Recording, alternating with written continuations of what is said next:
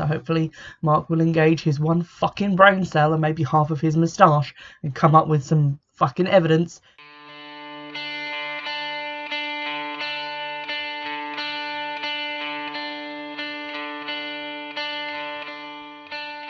Well, hello everybody, welcome back to Witchfix. Today I'm getting on with some more films because I'm currently reading some stuff to research a book that I'm trying to write, which means I don't really have a lot of time left over for reading witch books at the moment, which is kind of frustrating because I have a big pile to get through, which is only growing by the day, fear for me. But I also have a lot of films, so I'm just going to try and move on with those as well, just so that you guys can still enjoy some reviews, and also because it gives me an excuse to dig into my pile of movies, which I don't watch a lot of films, so it kind of gives me a chance to actually catch up.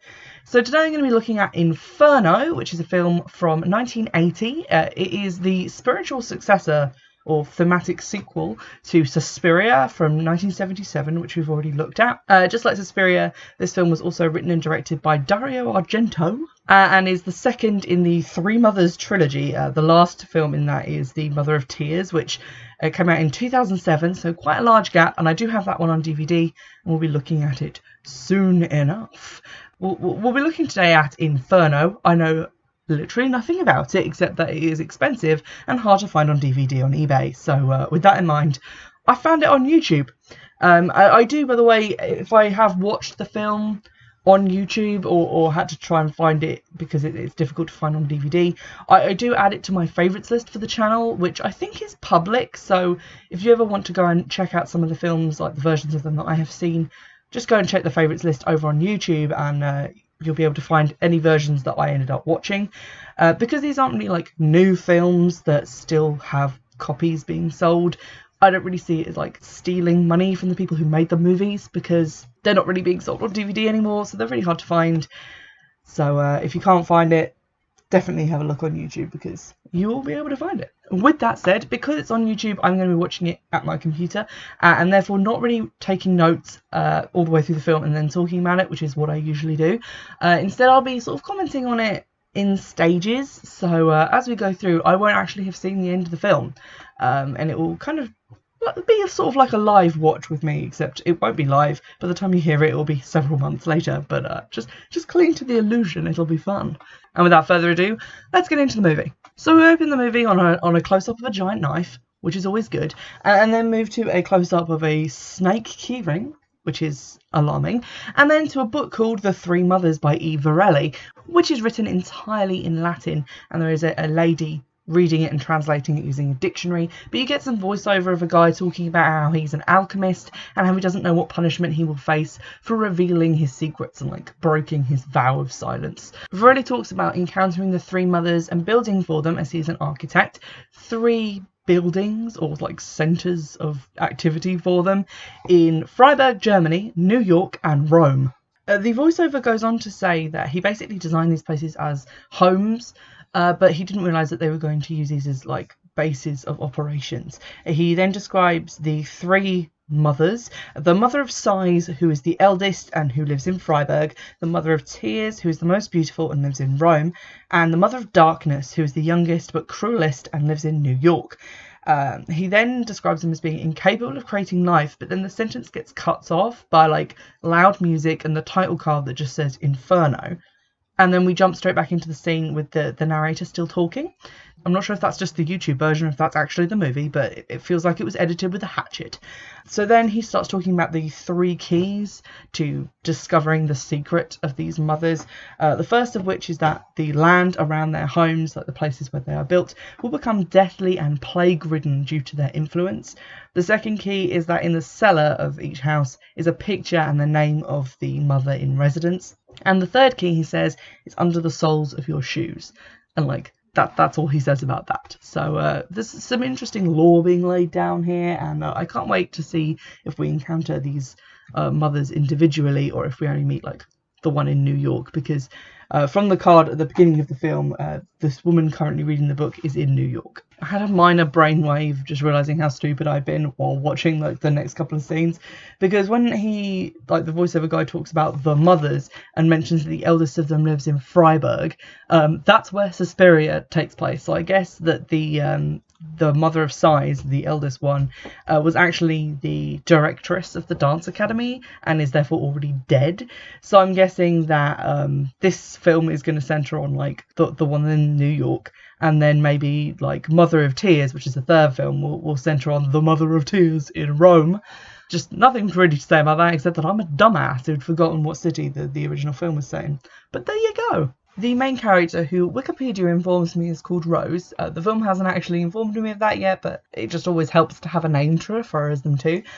She is seen finishing reading the book. She then writes a letter to her brother and goes out to post it. And after she's written it, we get sort of a focus on some like architectural drawings on the wall, and then a shot of the real life building of that drawing, and then she goes to mail the letter that she's written and stops off at an antique shop, which is apparently where she bought the book, to have a weird conversation with the owner about the book, which he says he's also read, and they kind of talk back and forward a little bit, but not a huge amount comes out of it, except that she says that there is a weird, bittersweet, pervasive smell around the whole area, which sort of points at point one, i.e. the sort of plague and pestilence and weirdness around whichever building these witchy women are meant to be in. I wasn't sure of the significance of the architectural painting drawing in her room, but apparently from that we're meant to gather that she actually lives in said building in New York, which is meant to be the home of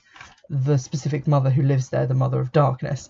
That wasn't entirely clear to me, but Wikipedia has cleared that up for me a little bit, just because I was slightly confused as to where that building was actually placed, because the first thing she does after she leaves the antique shop is to mentally have a sort of flashback to the second key is in the cellar, and then go down through a grate on the ground and down some stairs, and I was kind of just wondering where this building was located in comparison to her home, but I'm guessing it is her home. So she goes down some steps into the cellar underneath this grate and starts wandering around a blue lit basement type area, which kind of looks like mole people live there, because there's just a bunch of papers on the floor and lots of furniture and junk and stuff, like people have just been emptying their unwanted belongings down there for decades. And there's a kind of a funny bit where she's walking along and she takes out a little cigarette lighter and clicks it so that there's light to see by, at which point a very obvious kind of like white light bulb kind of turns on, like in the area just out of shot above her head, which I don't know why, it just cracked me up. There's a lot of shots of like exposed wiring and a hanging like bare light bulb, and then some water running down the outside of a pipe, which made me think of imminent electrocution.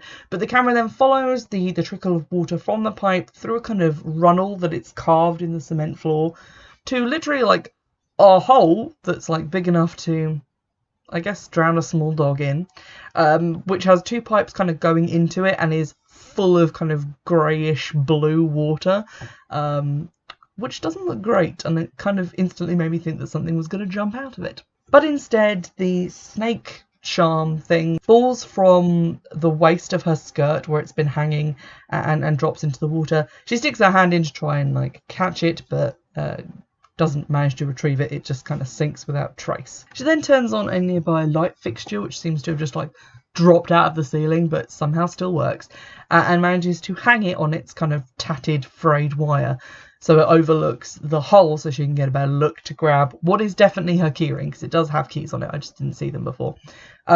This seems very dangerous and like she's going to get electrocuted, but at the same time we see and hear footsteps approaching the outer grate which led down to the basement, so there's somebody out there. So I'm sitting here thinking this lady is very, very pristinely dressed in like a pleated skirt and like a white woofly blouse. I don't really know how to describe it. It's quite diaphanous. But she's reached her arm at this point into the hole to try and get her keys. And part of her hair has gone in the water, which is just kind of gross. And I, for one, would be getting skeeved out and worried about my clothes because, while I am no clothes source, it's still gross to like half submerge your like arm and hair into a hole full of disgusting gross cellar water in the bottom of a building. So what she did next was just genuinely just like off the charts in terms of unbelievability, because she takes off her high heel shoes and then climbs bodily into the hole full of water, like just foot first, whole body in, like I'm gonna look for my keys, which just seems ridiculous and not like something a person would do. I mean, it is very artsy, don't get me wrong, and kind of weirdly disturbing, but also it really tests my believability, like, in this character, who I barely know. She's just like, you know what? I'm not going to look for a stick to try and grab these. I'm just going to climb bodily into a hole in the foundations of this building. What could go wrong? While she is bodily submerged in the surprisingly clear water, we see a lot of, like, gold sconces and stuff, which kind of suggests like this under basement layer was once a place where someone lived. And then we also see in the sort of background dimly a painting which has the name Mater Tenebrarum. Think I'm saying that right? It means Mother of Darkness, so definitely the painting that the book was referring to.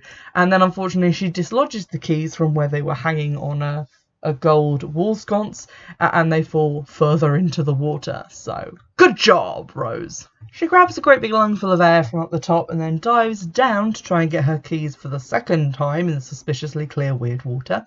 We see a lot of things moving down there, and it, to the film's credit, is quite unsettling and creepy that you see kind of doors opening and closing slightly in the current, or maybe not in the current, sort of generally things shifting a little bit.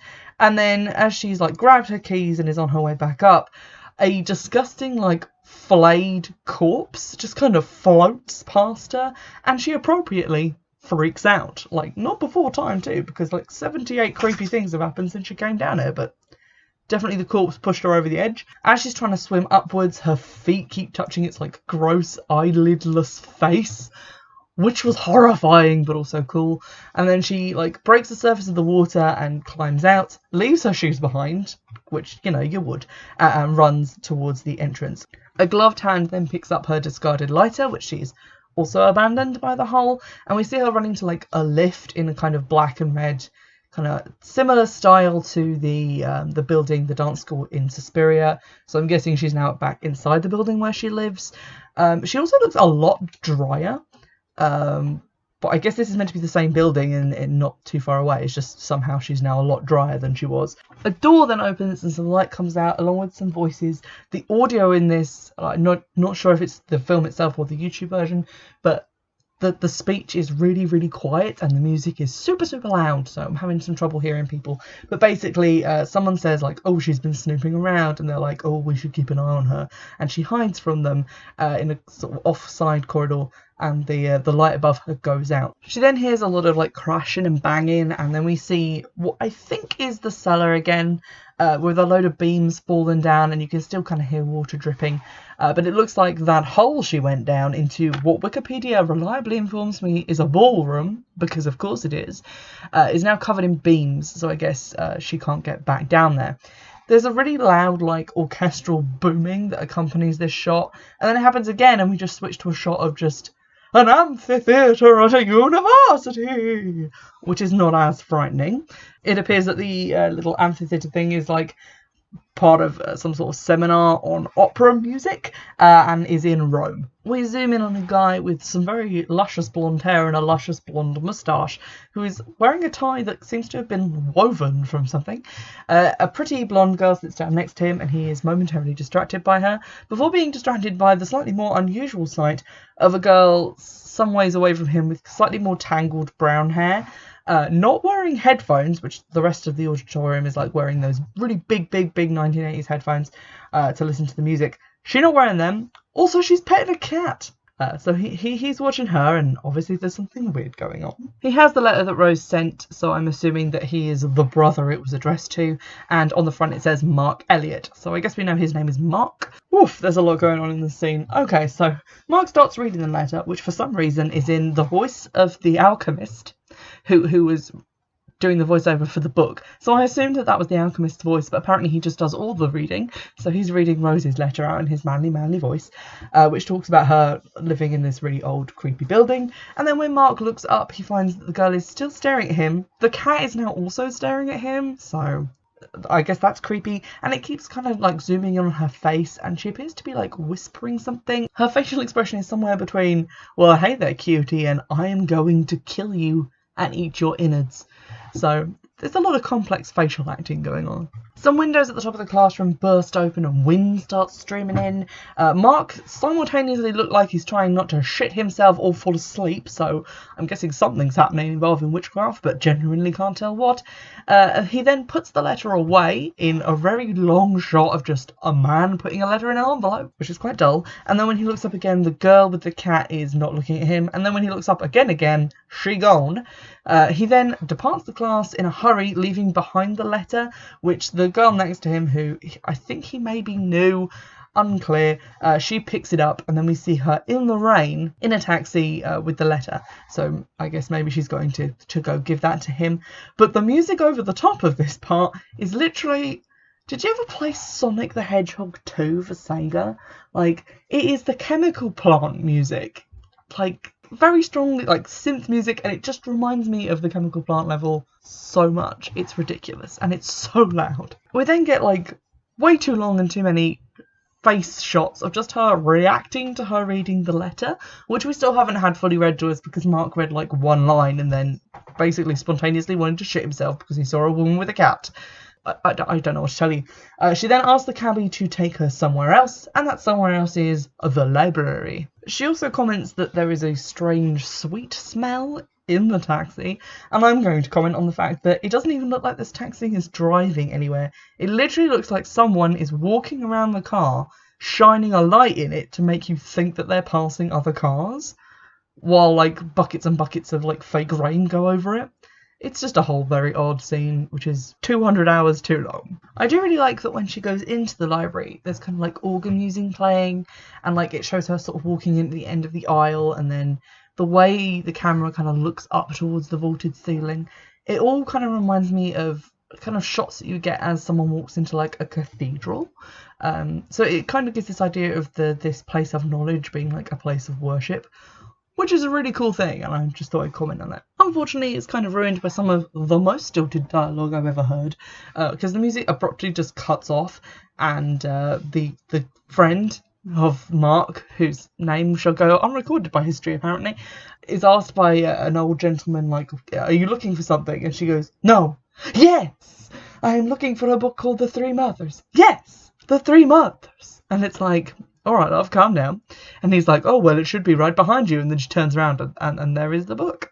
She's then pursued by a mysterious whispery voice, which is saying her name, which is Sarah, which is my name, which is disturbing.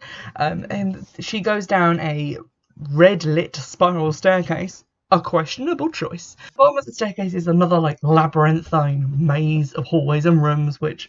I'm just getting used to the fact that all buildings in this film are constructed in this way. And in one of said rooms is a mysterious figure who looks kind of like Quasimodo, but without a hunch. So just picture that, I guess. The mysterious figure is some dude with long claws, as you do, who is in the basement of the library with a load of cauldrons of what I think was like boiling glue, because there were a lot of like papers and books around, like he was maybe binding books, who realises that she is carrying a copy of Three Mothers and then like tries to stuff her head in a cauldron of boiling glue or porridge. Unclear. So she drops the book and runs away. Following this terrifying and hair-raising encounter, she then goes back home and has her neighbours sit with her, this guy called Carlo, because obviously she's frightened, and this is very similar to like the beginning of Suspiria, where the girl runs away from the dance academy to stay with a friend in town, and it basically ends in exactly the same way, i.e. murder. I will say that the brutal murder is actually quite well done, because basically the electrics start going kind of funny, so the record player is like blaring opera and then shutting off, and then blaring again as the lights come on and off. And so Sarah, who is talking to her neighbour Carlo, he's like, okay, I'll go check the fuse box. And she says, oh, keep talking so I know where you are because it's scary. He then goes silent for nearly 3 minutes. Well done, Carlo. And then continues to talk to her when he actually gets to the cupboard where the fuse box is, and says, oh, okay, I think I fixed it now. which he says about 10 seconds before she rounds the corner into the cupboard and sees he has been stabbed through the neck with a large knife. So he falls on her. There's a little bit of a struggle where she's trying to get away, and then the gloved figure who presumably stabbed Carlo unstabs him by removing the knife from his neck and then stabs Sarah with it, which is not hygienic, but probably convenient. And obviously she is now dead. And apparently she spoke to Mark on the phone. He hadn't read the letter because he got, distracted by the cat. And she invited him over, so then he's going to show up and obviously find that everyone is dead. Sure enough, Mark does discover that everybody is dead. He then leaves, but not before he sees the same creepy cat lady from the seminar earlier, just driving by in a cab, as you do. He goes home and phones his sister, Rose. The line is, pretty bad, but he says he's going to be there soon. He's going to try and help her with whatever's going on, because he has managed to read 2 fragments of the letter which Sarah had purloined, and now knows that something's not quite right. So after they've hung up, the narrative sort of switches back to following Rose. 2 people she sees outside of her apartment trying to get in. While she's in there, she sees them through the frosted window. She freaks out and manages to get out through the back door of her apartment, which I don't know why it would have a back door. And then she kind of is pursued by creepiness down various hallways, but it's not really clear where she's going in the building, or where she's going, or what's chasing her, or if she is in fact being chased, or what her end goal is. She just keeps going through weirder and weirder corridors that don't seem to be linked to any location. It's very strange, and she eventually ends up in a very strange room full of a lot of dead baby alligators, taxidermy style. She is, however, eventually grabbed by someone with long, clawy hands, sort of like that dude we saw earlier in Rome, and then killed in a very grim and grisly fashion with a piece of hanging glass from a window. And now it seems like Mark is going to be the main protagonist of the film. There has been alarmingly little dialogue from anyone so far. I think Sarah was the one with the most dialogue, and she's dead. So characterization isn't great at this point, 40 minutes into the film. We don't really know a lot about any of the characters, and I think Mark has said a grand total of maybe 10 words, so I'm finding it kind of hard to connect with them as characters in the movie. Mark turns up at Rose's apartment building, meets some of the randos who are just milling around downstairs, including a nurse and a guy in a wheelchair. He then goes upstairs to her apartment, which is basically painted entirely in pillar blocks red, and he's wearing a suit, shirt and tie combo, which are all in the nicest possible shade of greige. So he kind of looks like an accountant that's just stumbled into a bordello. But there we go. And he realises something is up as soon as he shuts the door, because the giant glass doorknob that is in the front door broke off partly in Rose's hand shortly before her death, cutting her quite badly. And there's just a half a glass knob there, which he touches when he shuts the door. Which is weird. I don't think I've ever shut a door on the other side by using the doorknob. I just push it shut, but okay. But it also doesn't cut him, which I found slightly weird as well. Mark finds her telephone is off the hook and doesn't seem to be working, which explains why their phone call was abruptly cut off, and also the word mater scratched into the leather blotter on the desk, except he reads it as M-A-T-E-R and not as, a recognisable word. We then get an extreme close-up of someone cutting up a lot of very red meat with a cleaver and then feeding it through a trapdoor to what looks like a dog. I'm sure this will become relevant at some point. We also see the guy in the antique shop next door, just sort of closing up shop, smoking a cigarette. But he notices a lot of cats running around outside. There were cats running around outside when Rose first went into the basement, and also cats running around, I think, when Rose was murdered or when Sarah was murdered. I have forgotten already. But cats seem to be sort of an omen of death at the moment, in that if you see them, something horrible is about to happen. Mark is then unpacking books in the calmest, most robotic way possible, given that his sister is mysteriously missing and there are signs of a struggle in her apartment, and then he hears someone just generally hallooing him from everywhere, and when he opens the door he discovers a woman with dark brown hair standing in the hallway outside, who seems surprised to see him. She explains that she is a friend of Rose's, her name is Elise, and that they discovered this weird thing where all of the apartments have these like tiny like pipes leading into them which connect up to the old pipe system in the building, and that when you speak into them you can make your voice sound like it's coming from everywhere, which is what was causing the weird hollowing effect inside the flat. This seems deeply concerning. She's acting a little bit suspicious, and you see some drops of blood on the carpet just by her foot. He invites her into the flat and she says okay just for a moment, and that someone is coming to get her for a phone call in a moment, so not to shut the door. She says that she lives in the building alone but has lived there for 5 years, and her husband travels all the time for work and she can't go with him because she's not well. And then we instantly get a cut to a weird red blind opening showing the full moon and a room filled with cats and candelabras, which is my dream scenario. We then just jump straight back to Mark, who's saying that Rose knew he was coming to visit, so why isn't she in? Why is she not back yet? To which my response would be, you've gone into her apartment and found that when the phone cut off, the phone was just left on the floor. There's a mysterious message scratched into the blotter, and also the front doorknob was broken. So I would be thinking maybe she's been abducted, or at least that she hasn't just popped out for a pint of milk. But I'm kind of getting used to everyone in this film kind of acting like they're from the uncanny valley of not understanding how people work. Mark does, however, take the opportunity to question Elise about the building, and she reveals some facts about it, such as the fact that most of the apartments are empty, that it used to belong to a rich eccentric who then died, and then a management company opened it up again as apartments. And then he asks a little bit about the antiques dealer / bookseller who has a shop next door. We then get a little scene of that same bookseller kind of being worried that someone is in his shop, and we do see someone take 3 copies of The Three Mothers from the shelf, but nothing happens to him. And then we get a little scene of Elise being injected with stuff and then having a bath prepared for her, I guess to show that she actually is ill.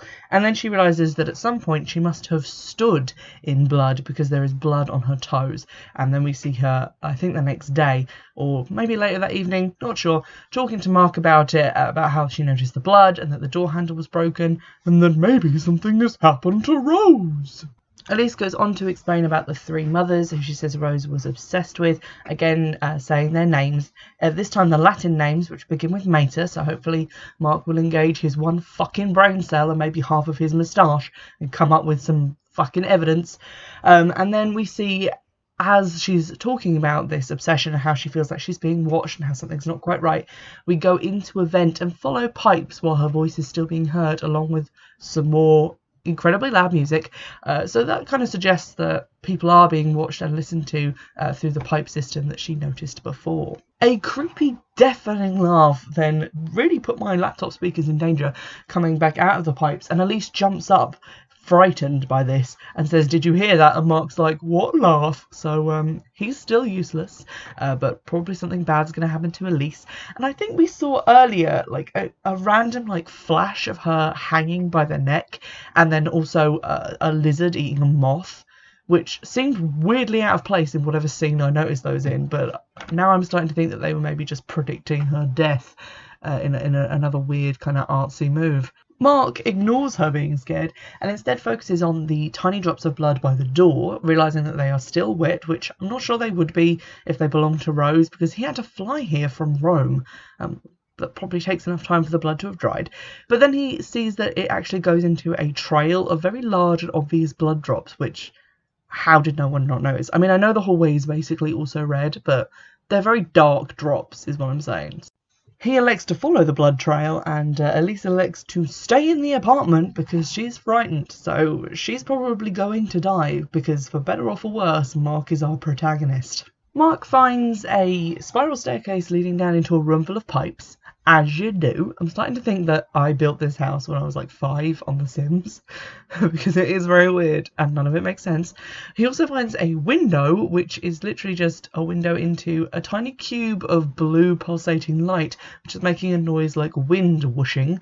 And after a while, after he's looked at the light, he starts to kind of act like he's either having an asthma attack or trying not to be sick, or a combination of the two. So definitely nothing good. Meanwhile, Elise discovers the bloody handprint that Rose left on the curtain concealing the apparently secret rear entrance to her apartment, and decides to go down the staircases and hallways, etc., that Rose went down shortly before her death. So it's kind of a race at this point as to see which of these two idiots is going to bumble their way into murder faster. Mark, who is semi-passed out on the floor, is approached by a hooded figure who starts to drag him across the floor, and Elise then sees this from a different window which she has reached in this maze-like warren of rooms she's gone into. The hooded figure sees her through a window and then departs quickly as if, you know, coming to get her, so she runs away. It is kind of cool because when she tries to go back through the door into Rose's apartment, we see the internal locking mechanism moving by itself. And then this also happens to another door. So it's either someone is using like magic or psychic powers to lock her out of the apartment, or even cooler, they are using some sort of clockwork mechanism. So this whole building has been built basically like a death trap. Kind of like the hotel, I think it's the Castle Hotel that guy built to just like trap and kill people in, which American Horror Story Hotel was partially based on. So that's kind of cool. I wish we were getting some more of that instead of just, you know, a lot of this generally kind of unsettling weird shit. She then stumbles into, I guess, the only open apartment, which seems to be the apartment where they keep all the old chairs, and after a couple of seconds of looking around confusedly, she's attacked by a pack of cats. These are definitely real living cats that are being thrown at this actress, which is not okay. And at one point you do actually see the arm of someone coming in from off screen flinging cats at her. So it's kind of like that scene in The Birds, except with cats. It's also almost entirely pointless because the cats soon scamper away and the hooded figure comes in and just stabs her to death. So didn't even need to be throwing cats at people.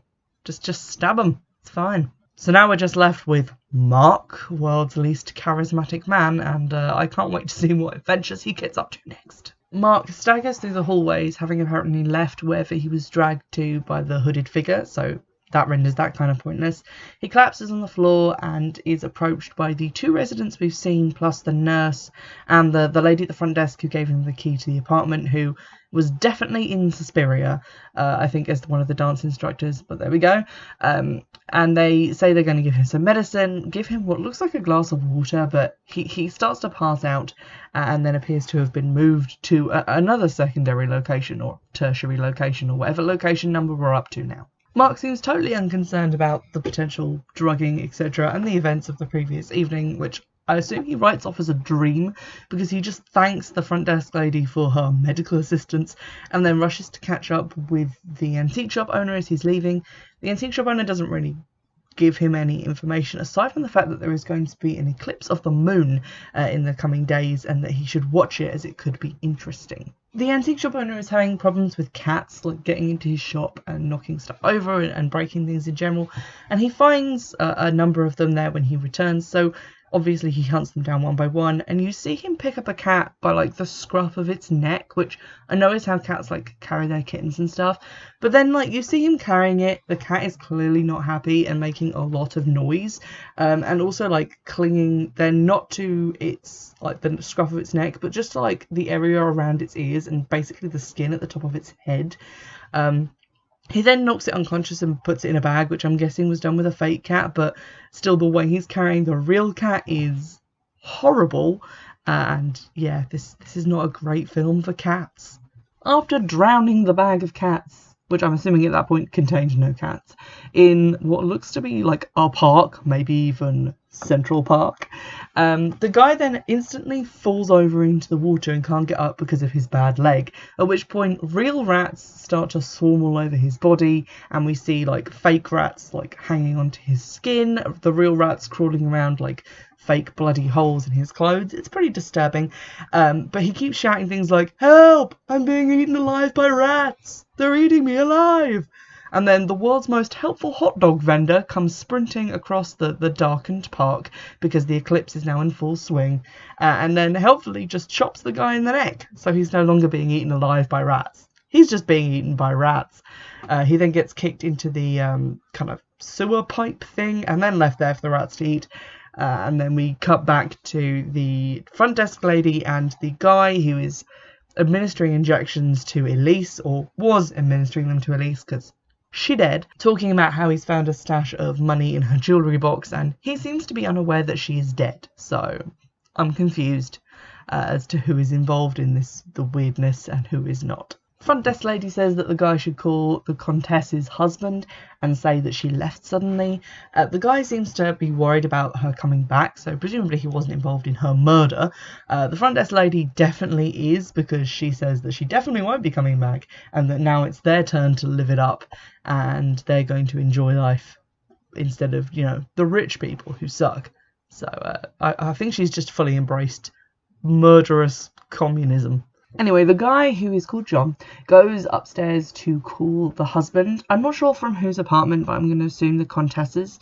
However, he notices there are some things amiss there. The lights don't work. Also, it looks like someone has tried pulling up some of the floorboards. He is, however, then immediately grabbed by clawy hands and apparently attacked. We then cut back to the front desk lady, who hears crashing upstairs and goes to investigate. She then finds also that the lights don't work, lights a single candle and carries it further into the room. She then finds John's body with the eyes partially like pulled out and just left kind of hanging out on his cheeks. She screams, staggers backwards, accidentally sets fire to a curtain which must be made of like pure alcohol but spun into fabric, just judging by how quickly it goes up. She tries to stamp out the fire, and then when that doesn't work, attempts to pull down the curtain to, I guess, stamp on it some more, but inadvertently pulls the curtain on top of herself, and then while she's on fire and in a panic, smashes through a window and plummets to her death. Unclear if the apartment is still separately on fire, but I'm sure we'll catch up on that later. Alone in Rose's apartment, Mark seems to be trying to work something out. He's pacing up and down on a boarded floor, and I started thinking, oh, okay, because the keys under the sole of your shoes was like the third key, so I guess the floorboards being pulled up in the other apartment kind of signify that whatever it is under one of the floors. I don't know how you're meant to know where, but okay. He repeats the line about the key being under your shoes, cross hatches in part of the outside of the building on the building plan, but then keeps saying the key is under the sole of your shoes, like he's still trying to work it out. And I'm not entirely sure how colouring in part of the outside decoration on the picture is going to help him solve this. He then notices some ants, which he saw previously crawling on the window frame, are also swarming over part of the floor, and then goes to investigate. He pops a matchstick through a hole there, and the fact that it just drops away completely seems to prove something to him. I'm not sure what, because that will happen in a floor that even doesn't have secret compartments in it, because the floor of a room is not directly the ceiling of the room below. There's like a gap, but okay. And then we cut away to the apartment that the woman just previously plummeted out of the window of, and we see that it is definitely still on fire. So it's starting to feel like this movie is really a lot like Suspiria, and that we're just going to end up with the building just being completely on fire, as at the end of the previous film. Mark then bug sprays the ants and then straightens out a coat hanger or something and sticks it down through the small hole in the floorboards, and then takes it out again and looks at it like an oil dibber, as if going like, oh okay, 3.5 feet of space. I don't know why that's important. He then just goes ahead and pries up the floorboards with the knife that we saw in the opening shot, which to me should have really been happening a lot sooner. Underneath he sees a small sort of fist-sized hole disappearing into solid concrete and starts to widen it by bashing it with a fireplace poker. All the while we see like the fire spreading, smoke coiling around the pipes in the walls, and the shadows of cats against the curtains outside, so things be coming to a head. Having widened the hole a good bit, he sticks his hand down through it and finds a small scroll tied up with a ribbon, which when he opens it says some things in Latin, most of which seems to be the names of the three mothers again, but then a little bit more, and seems to have been signed off by the guy who wrote the book, the architect, and also alchemist. Making no effort to translate this in the slightest, he puts it to one side, lowers himself bodily into the hole, which seems to be some sort of family tradition at this point, into a sort of half-height kind of crawl space with this wooden vaulting. There appear to be a lot of papers and books and cobwebs down there as well, and just generally starts to have a little poke around. He crawls around in the crawl space for a little while, sees a cat eating a still alive mouse, which ends with it biting it in half, which is disgusting. And then he goes through a small trapdoor into a sort of stairwell. He sees other trapdoors leading off of that and then opens one to look and see another crawl space similar to the one he just came out of, which I guess is meant to show that whichever apartment you're in, you can still break through the floor and reach this place. I don't know why the building would have been designed like that, but okay. He then finds himself at the bottom of the staircase looking through a kind of high up window into an apartment which is occupied by the nurse and the guy in the wheelchair that we saw previously. Which, has this guy never looked up in his entrance hall and seen these large multi-paned windows which just lead onto red damask wallpaper and not wondered, I wonder why there's a room around my skylight? But apparently he has never noticed this, and instead he checks to make sure that the nurse isn't watching him anymore and then wheels off in a separate direction, pursued via window by Mark. Mark gets down into the apartment, finds the guy sitting at a sort of audio mixing console type thing. The guy then plugs some stuff in, and when he speaks, his voice comes from speakers all the way around the room. And he says, oh, you finally found your way here. I suppose you know who I am. The way in which he's using this, microphone thing on his neck to speak kind of reminds me of the Vincent Price film, The Abominable Dr. Phibes, because he uses exactly the same mechanism to speak after he's left unable to do so by an accident earlier on in the movie. So that was kind of nice, just weird similarities between those two things. But the guy quickly reveals to be the alchemist / architect who built these buildings for the three mothers. He says that after building the houses, he basically locked himself away here, that this building has now become his body, and he likens the passageways to his veins and the dark secrets of it to his very heart, which is all very cool sounding, but I honestly don't really get what that means, or why the mother whose house this essentially is would allow him to remain there after he discovered her secret. And the fact that this apartment doesn't seem to be in any way secret, it appears to be just a regular apartment that anyone can access without even using the crawl space. So I don't know why Mark had to go through there to get here. It's all very confusing and slightly odd. The wheelchair guy then pulls the old "come closer so I can whisper," and when Mark comes closer like an idiot, he injects him with something before Mark freaks out and knocks him over. So he falls over in his wheelchair and ends up being kind of strangled by the apparatus that is allowing him to speak through the cable connected to the speakers. Meanwhile, Mark rips the sleeve off his shirt and tries to suck the venom or whatever it is that he has been injected with out of the pinprick in his arm, which I swear will just poison you the same amount because, it's going in your mouth. But there you go, he's trying something. He then rescues the semi-strangulated architect, then plugs him back in again so that he can deliver some exposition, saying that he may be dying but nothing will change because the mothers don't want it to change, and that and the person who's actually in control here is waiting to speak to him. And then we kind of get a view of Mark through a half-open door like he's being watched. Mark still doesn't know what's happened to his sister, so I feel like he's not going to find out in the last 6 minutes of the movie. But smoke is now coming in through a fireplace because the building is very much still on fire. When he's told that he's being watched, Mark turns around to see a literal silhouette at the glass door behind him, which he hastily pursues through burning corridors until he slams open a door that literally just leads to a very dark room, which is walled by rough-hewn stone walls with these demonic faces carved in them, which is quite surprising. He goes through another door and encounters the blue room with the candelabra in it that we saw for a second earlier in the movie, and a dark-haired woman kind of slumped over the table who kind of raises her head and just says in a kind of fatalistic way that it's all burning down and it's all going to be destroyed. Just like before, alluding to, I guess, the events of Suspiria. She then starts to cackle when he realises that he can't get out because the door is closed behind him. And then some weird shit happens and she just kind of keeps talking to him in front of this big mirror while she talks about how he'll lose a hand, but he'll experience moments of brightness. And we can't see him reflected in the mirror, but then she vanishes and her reflection stays there and still talking, walks kind of out of the mirror to talk to him some more, which is kind of cool and creepy, but my patience is wearing thin because this has been a long ass movie. And she says that they've got to hurry, they've still got phases and phases to go through, and that he will change, and various other kind of cryptic bullshit which I feel like is not going to get explained. He asks who she is, which, I mean, I feel like we're beyond that question mark, but okay. She then says that she is the three mothers, bizarrely, because she is a singular person. She recites their names and says that man knows them by a singular name, which drives fear into their hearts. As she's saying this, she's getting closer to the surface of the mirror from the inside, and then she just shouts, "They call us death!"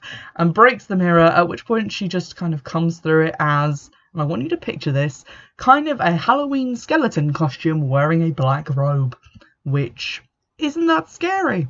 The skeleton then turns into a column of fire as she screams death again, and Mark realises that the door and most of the rest of the room in fact is on fire, and that he can kind of kick his way out. So he runs, which fair at this point, and then runs through the building as you see that it's basically all on fire and coming down. He escapes the burning building and then turns around amidst all the firemen and the crowd that's gathered to watch the massive fire to see the skeleton person has reappeared as the beams come crashing down and they are engulfed in flames, over which the credits roll. So, I know this film isn't really meant to be a direct sequel to Suspiria, but I feel like you should assume that people who are watching it have at least seen the first one, and maybe don't want to just see the first one again, but with different people in it. Because that's what I feel like I just watched. It hasn't really built anything. It's brought in this like three mothers thing, but there's still no clear motivation to what they're doing. This film doesn't even refer to them as witches like the first film did, so that's kind of disappointing. We still don't know what the point of the dance school was and what the point of this building is, because it feels like it just was there just to get set on fire through a series of coincidences. And it wasn't really clear what plans the witches had other than just, you know, killing people until someone came to investigate, and then through a series of unconnected events, the building caught fire. So I feel like there's not a lot of point to this movie. There's even less of a point to it than there was to Suspiria in the first instance, because this is just the same thing again, but this time with even less of a reason behind it. And it just seems kind of stupid, because in the end he didn't even need any of the clues, any of the riddles, to just stumble into this guy's apartment, be told that there was a mother there, which, you know, we already knew from basically the start of the movie, and then to do nothing except escape while something else took care of his problems for him. So I'm really quite disappointed in the film. There were some cool moments. There was a lot of animal cruelty, which I did not appreciate. But aside from that, it hasn't really done anything to build up what we already had in Suspiria, which was precious little plot. So the third one, having been made in 2007, so a long time later, I'm kind of hoping tries to wrap some of this stuff up with maybe some retroactive plot, but I'm just generally kind of confused as to why this had to be made. It just feels like they wanted to film a bunch more cool murder scenes and do some creepy camera trickery and use more of those fancy artsy red light bulbs, but they didn't really want to bother coming up with a story to tie it all together. So it kind of feels like a lot of spectacle with very little of interest going on underneath, and no characters that I really cared about, because the only one who actually had a lot of lines and did okay at acting was Elise, and she died, so that's quite sad. So I can't really recommend this unless you've seen Suspiria and want to watch basically the same film again, but with some different people in it. But I'm going to go ahead and watch the third one, Mother of Tears, just to kind of see out this trilogy and see what it was all about, if anything. I hope you've enjoyed this review. If you've seen the film, if you'd like to drop me a line about it. If you've seen Mother of Tears and you want to forewarn me that it just gets worse, do let me know. You can do so using any of the contact information in the description box, as well as accessing the list to vote on what book you want me to read next when I start reading again, and also the Amazon wish list and various other interesting oddments to do with the podcast. And in the meantime, I'll see you in the next episode. Bye!